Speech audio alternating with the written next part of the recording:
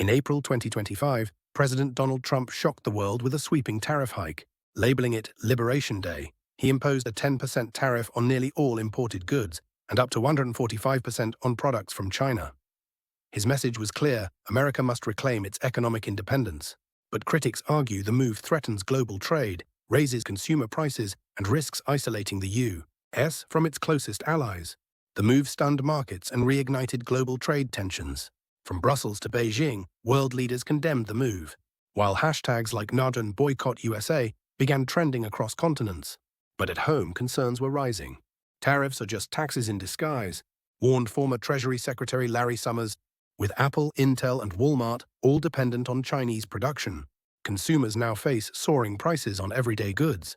As the rift with China deepens, the Trump camp is eyeing alternatives. From India to Mexico, the idea of friendshoring is gaining traction. Yet one name is drawing quiet attention: North Korea. "He's my friend. We get along very well," Trump famously said of Kim Jong-un. Some speculate that with ultra-cheap labor, access to South Korean infrastructure, and strategic geography, North Korea could one day serve as an industrial wildcard. But experts caution UN sanctions, political instability, and lack of infrastructure make the idea a long shot for now. How Trump could overcome this time? Trump isn't just bracing for pushback, he's planning for it first.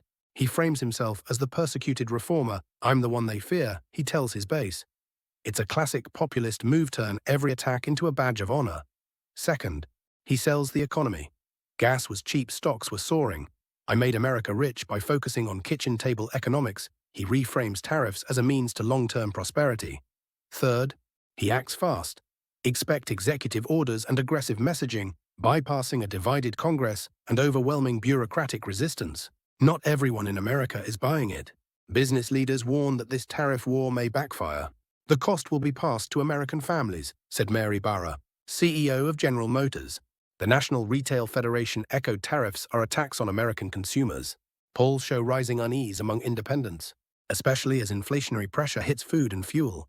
For Trump to succeed, he must turn economic anxiety into belief in economic sovereignty, a hard sell in a divided nation. America's allies aren't staying silent. The EU called the move reckless, and Canada has already imposed counter-tariffs on U.S. grain and steel. Japanese officials warned of destabilized global supply chains. The WTO issued a rare rebuke, and foreign leaders are now quietly aligning to bypass U.S. leverage.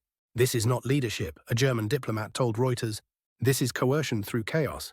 Trump calls it strength, but the world may be preparing for a post-America economic order, with or without his consent. Trump's tariff war goes far beyond a simple trade dispute. It is shaking the foundations of the global economic order.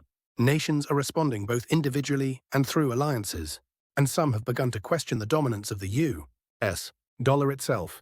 Ultimately, this growing sense of disorder may weaken America's global standing, not strengthen it, as Trump intends, and could, in the long run, leave the United States increasingly isolated on the world stage.